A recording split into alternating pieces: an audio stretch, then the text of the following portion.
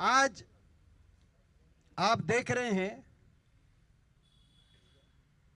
जैसा कि एक धारणा बनी हुई है कि हरियाणा की सरकार रिमोट कंट्रोल से दिल्ली से चलती है। ऐसे ही कौन से रिमोट कंट्रोल से हरियाणा की सारी नौकरियां हरियाणा के बाहर जा रही हैं। हरियाणा के युवा बेरोजगारी से परेशान होकर डंकी के रास्ते विदेशों में जाके अपना भविष्य खोज रहे हैं और हरियाणा में ग्रुप ए बी की नौकरियां देश में सबसे ज्यादा बाहर के प्रदेशों से लगा के ये कौन सा डंका बजवाया जा रहा है। और ये हम ऐसे नहीं कह रहे। अभी आपने देखा 10 दिन पहले हरियाणा पावर यूटिलिटीज में असिस्टेंट इंजीनियर की भर्ती में डॉक्यूमेंट वेरिफिकेशन के लिए बुलाया गया तो 214 कैंडिडेट्स में से 185 हरियाणा के बाहर के, लगभग 80% से ज्यादा हरियाणा के। ये असिस्टेंट इंजीनियर हरियाणा के बच्चे यूपीएससी में क्वालिफाई कर रहे हैं मगर असिस्टेंट इंजीनियर में क्वालिफाई नहीं कर पा रहे। और इससे पहले भी ग्रुप ए बी की जितनी भर्तियां हुई हैं पिछले कई वर्षों में, सिविल जज की भर्ती हुई उसमें 110 में से 60 बाहर के, इरिगेशन डिपार्टमेंट की भर्ती हुई उसमें से 49 में से 28 बाहर के, इरिगेशन महकमे की assistant engineer civil. SDO electrical की भर्ती आई 2019 में, आपको याद होगा, उसमें से 80 में से 78 बाहर के, केवल 2 ही हरियाणा के। एसडीओ इलेक्ट्रिकल, एसडीओ भी हरियाणा के बच्चे। एसडीओ इलेक्ट्रिकल की दोबारा से दूसरी भर्ती हुई उसमें से 99 में 77 बाहर के, 80 में 2 बाहर के, आप समझ 2 हरियाणा के, 78 बाहर के। और एसडीओ इलेक्ट्रिकल की दूसरी भर्ती में से 99 में से 77 बाहर के। टेक्निकल एजुकेशन डिपार्टमेंट में भर्ती हुई लेक्चरर की 153 में से 106 बाहर के। आप अंदाजा लगाओ। और ये केवल बाहर के बच्चे ही नहीं, ग्रुप ए बी की मैं बात करूं, एचपीएससी की बात करूं, ये जिन वर्गों को संवैधानिक रूप से रिजर्वेशन का प्रावधान जिन वर्गों के लिए है, उनके अधिकारों पे बहुत बड़ी चोट मारने का काम एचपीएससी कर रही है। एचपीएससी के आगे धरने भी चल रहे हैं अभी असिस्टेंट प्रोफेसर की भर्ती को लेकर। कल वो लोग भी हमसे मिले थे। आप अंदाजा लगाएं कि असिस्टेंट प्रोफेसर इंग्लिश में जो लिस्ट आई अभी, 613 में से केवल 151 अभ्यर्थियों को का चयन हुआ, बाकी सीटें खाली। डीएससी के 60 में से मात्र 1 सीट पे चयन। असिस्टेंट प्रोफेसर डीएससी में 60 में से मात्र 1 पे चयन। अदर एससी 60 में से मात्र 2 का चयन, बाकी खाली। कितना बड़ा हरियाणा के बच्चों के साथ ये आघात हो रहा, आप अंदाजा लगाएं। बीसीए में 85 में से सिर्फ 5 का चयन। और यही नहीं, लगातार ये जो भर्तियां हो रही हैं इसमें या तो बाहर से चयन हो रहा है या सीटों को खाली छोड़ा जा रहा है। और जो आपके चेयरमैन हैं वो जो बच्चे उनसे जाके मिलते हैं उनसे क्या बर्ताव करते हैं वो भी आज कई अखबारों में, कई सोशल मीडिया पे वो वायरल है। क्या बयान आया एचपीएससी के चेयरमैन का जो आज सारी जगह वायरल है, गांव सवेरा ने कोट किया इसको।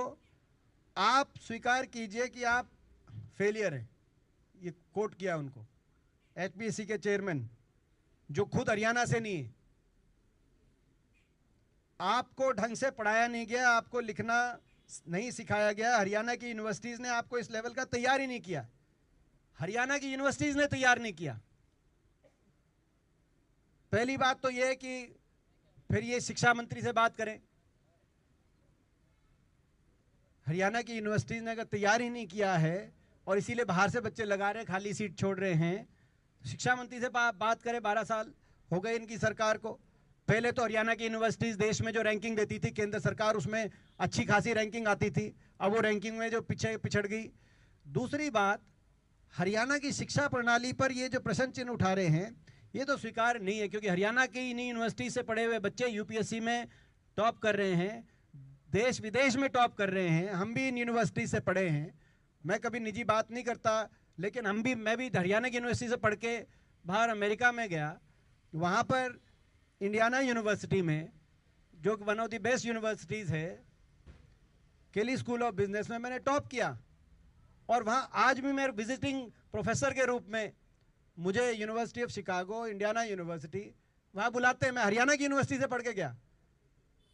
और आप सक्सेस स्टोरीज हरियाणा की यूनिवर्सिटी से पढ़े हुए बच्चों की हर क्षेत्र में, हर फील्ड में, आप कोई ऐसा क्षेत्र नहीं है जहाँ से हरियाणा की यूनिवर्सिटी से पढ़े हुए बच्चों ने पूरी दुनिया में अपनी और ये कह रहे हैं कि आप हरियाणा की यूनिवर्सिटी ने आपको इस लेवल का तैयार ही नहीं किया। इनको चेयरमैन बनाया हुआ है। हरियाणा की बच्चों का एचपीएससी का सिलेक्शन करने का ग्रुप ए और बी का चेयरमैन आपने हरियाणा से बाहर। तो हमारी मांग है, जैसे पहले मांग हमारी थी कि भाई जो कॉमनवेल्थ खेलों में मेजबानी मिले, ओलंपिक में मेजबानी का अवसर हरियाणा को शामिल किया जाए। दूसरी हमारी मांग है एचपीएससी का चेयरमैन 3 करोड़ हरियाणा वासियों में से किसी भी काबिल व्यक्ति को बनाया जाए। क्या 3 करोड़ हरियाणा वासियों में से एक भी कोई काबिल व्यक्ति नहीं मिला? तीसरी बात को जो मैं थोड़ा सा, कि हरियाणा से सबसे ज्यादा टैक्स कलेक्शन हो रहा है, बदले में कुछ नहीं मिल रहा। जीएसटी को लेकर तो बजट सेशन में पिछले बात आई थी कि 7%, और ये जब वित्त मंत्री थे जेपी दलाल, उन्होंने भी कही थी कि 2% आबादी वाला हरियाणा, 1% क्षेत्रफल वाला हरियाणा और 7% जीएसटी कलेक्शन देश को दे रहा है, तो हरियाणा को वापस मिलना चाहिए। लेकिन उनकी बात सुनी नहीं गई। 7% जीएसटी जाती है और देश के बजट का 1% हिस्सा हमें मिलता है, यानी कि 7 रुपए जाते हैं, 1 रुपया आता है। ये तो नेशनल बजट की बात है।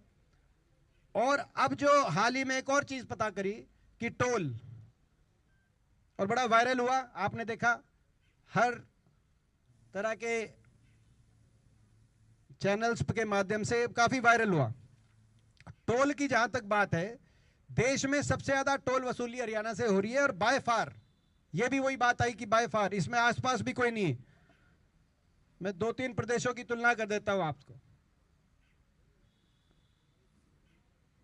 क्योंकि जब टोल का मैंने जब सवाल पूछा था, गडकरी जी ने जवाब दिया कि हरियाणा में हाईवेज हैं, लेकिन बहुत हाईवेज है इसीलिए टोल, लेकिन बाकी प्रदेशों में भी हाईवे हैं, और वही तुलना कर रहे हैं हम।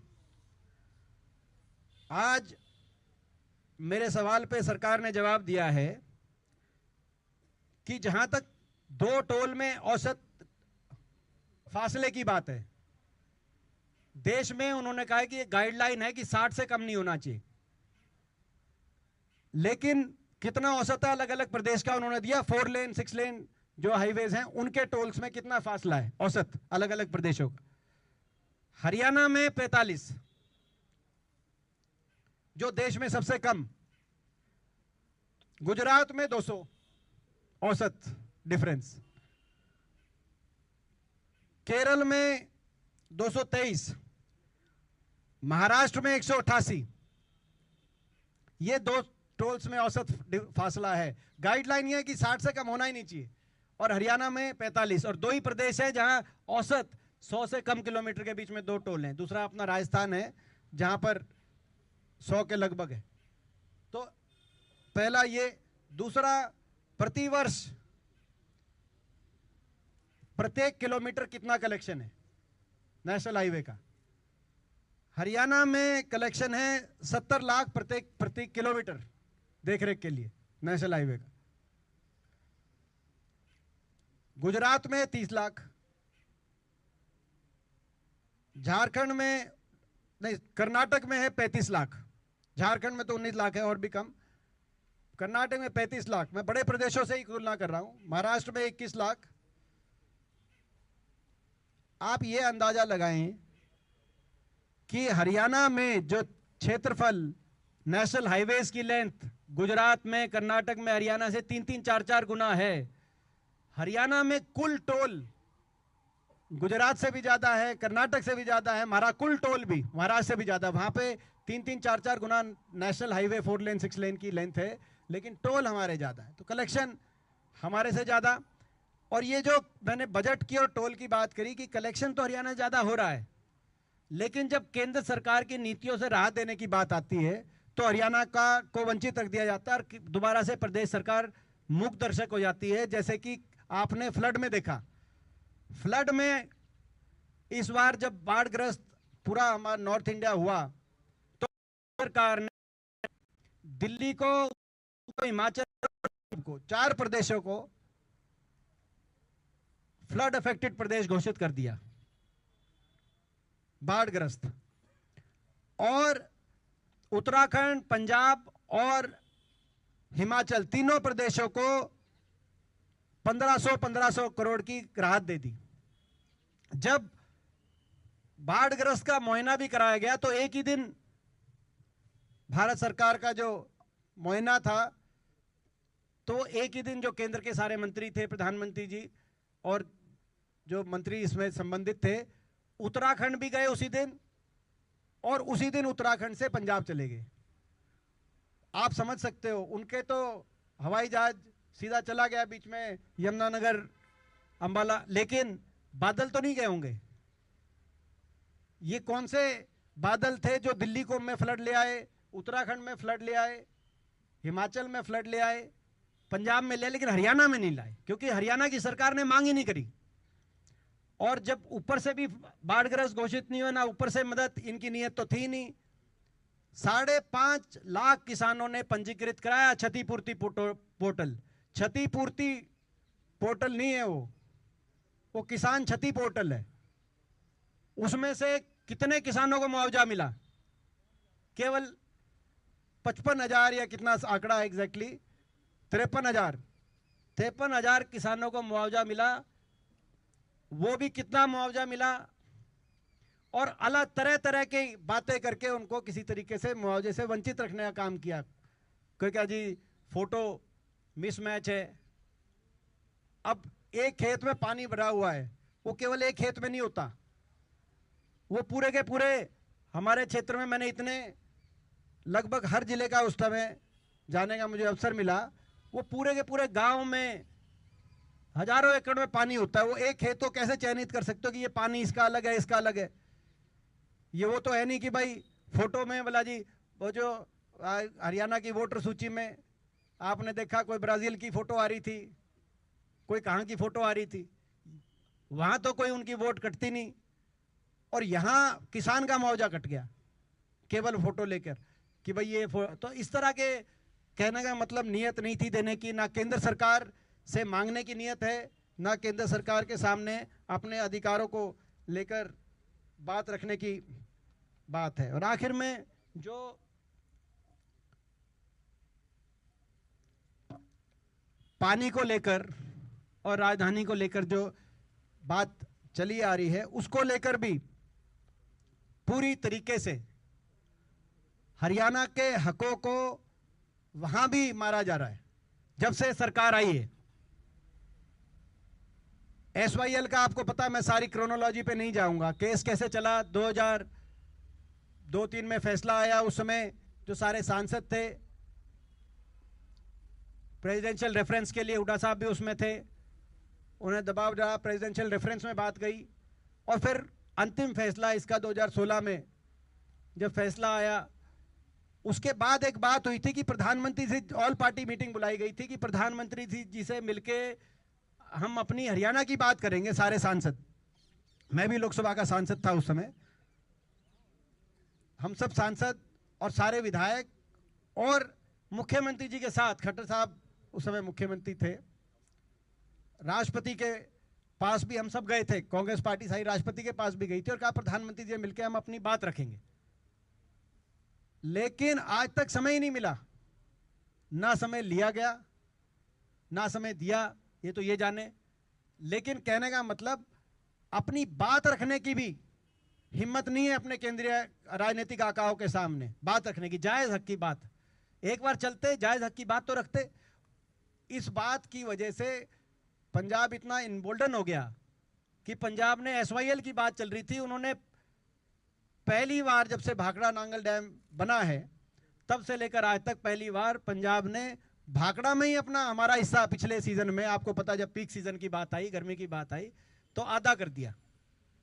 और उस समय भी केंद्र सरकार के पास जाने की किसी हरियाणा के भाजपा नेता, सांसद, विधायक, मंत्री ने कोई केंद्र पे जाकर पैरवी नहीं करी। हम ही कांग्रेस के सांसद गए, जब केंद्रीय जल मंत्री से हमने बात करी उस समय, तो पानी का आपको पता है, और राजधानी का आप जानते हैं कि अभी तक अलग आपकी विधानसभा का प्रपोजल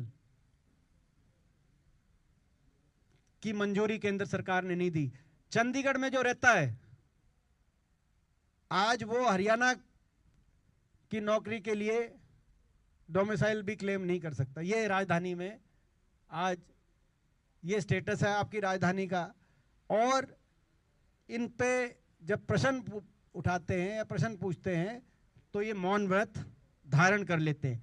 और जो मैंने कहा कि प्रोजेक्ट्स, तो मैंने बताया कि भाई एक एक करके सारे हमारे प्रोजेक्ट्स बाहर जाते रहे, जो पांचवी बात थी और अंतिम बात थी, लेकिन उनके बारे में बयान भी आज तक किसी भाजपा नेता का इतना अपने राजनीतिक आकाओं के दबाव में है, किसी ने आज तक नहीं कहा कि नोएडा की बजाय अगर ये एयरपोर्ट हरियाणा के मध्य में 4 जिलों का सेंटर है, हिसार, भिवानी, जींद, रोहतक, जो महम से लेकर मुंडाल तक का जो एरिया चयनित किया गया था उस एयरपोर्ट के लिए, वो नोएडा की बजाय यहां बनता। यहां पे मंजूरी मिली हुई थी, मिनिस्ट्री ऑफ सिविल एविएशन ने 2013 में उसकी मंजूरी दे दी थी। 2009 में पूर्ववर्ती कांग्रेस की सरकार ने प्रस्ताव भेजा था उस एयरपोर्ट का, वो यहाँ पे बनता तो कितना फायदा होता हरियाणा की अगली पीढ़ियों को। वो भी चला गया। रेल कोच फैक्ट्री चली गई गोहाना में, जो कि केंद्रीय बजट से मंजूर थी, वो बनारस चली गई। नेशनल डिफेंस यूनिवर्सिटी चली गई। तो ये सारे जो प्रोजेक्ट गए, एम्स बाड़सा चला गया, दूरदर्शन केंद्र बंद हो गया, आपका मेट्रो का 1 इंच मिली नहीं। मगर भाजपा किसी सांसद को हमने कोई एक शब्द भी इस किसी प्रोजेक्ट के लिए पैरवी करते देखा नहीं, या भाजपा की सरकार को पाया नहीं। आज हरियाणा के हकों पर चौतरफा वार पिछले 11-12 वर्ष में भाजपा सरकार में हरियाणा के हकों को कुचला जा रहा है। हरियाणा के हकों को नजरअंदाज करके केंद्र सरकार चल रही है। हरियाणा केंद्र को देने में किसी भी चीज में पीछे नहीं है, अपना जो हरियाणा की जिम्मेदारी होती है केंद्र का, लेकिन केंद्र सरकार की जब राजधन निभाने की बात आती है तो हरियाणा को वंचित रखा जा रहा है। ये हमारा आरोप है। और हमारी मांग, जैसे मैंने कहा कि भाई बाकी तो सारी मांगे हैं ही, राजधानी की है, पानी की है, इन प्रोजेक्ट्स की है, लेकिन 2 मांग जो आज हमने मुख्य रूप से कही है आपके बीच में, वो हमारी 2 मांगे हैं कि हमें गेम्स के अंदर को होस्ट बनाया जाए और HPSC के चेयरमैन को तुरंत बदला जाए और किसी हरियाणा वासी को HPSC का चेयरमैन लगाया जाए। ये हमारा आज विषय। अच्छा, एक बात मनरेगा को लेकर, ये एक हमारा विषय। अब मनरेगा में वही कि क्योंकि केंद्र की जब बात आती है, जैसे मैंने कहा कि भाई किसानों को राहत की बात आई तो केंद्र से कुछ नहीं मिला, ऐसे ही मनरेगा में जो हमारे एक सांसद वरुण जी ने प्रश्न उठाया लोकसभा में, उसका जवाब मिला कि मनरेगा की जहां तक बात थी, जो स्कीम जो अभी बदलाव किया, इससे पहले क्या स्टेटस था, हरियाणा में 8 लाख मजदूरों ने मनरेगा में पंजीकृत होकर ये मांग करी, 8 लाख मजदूरों ने, कि हमें 100 दिन का रोजगार मिले, जिनमें से पिछले वर्ष 2024 में मात्र 2100 मजदूरों को 100 दिन का रोजगार मिला। आप समझ सकते हैं, जब ये स्कीम थी बजट ले सकते थे, डिमांड ड्रिवन स्कीम थी ये, केंद्र से बजट आप ले सकते थे, मगर केंद्र से बजट ही नहीं लिया हरियाणा सरकार ने पहले ही। हरियाणा के अंदर तो स्कीम को पहले ही हरियाणा सरकार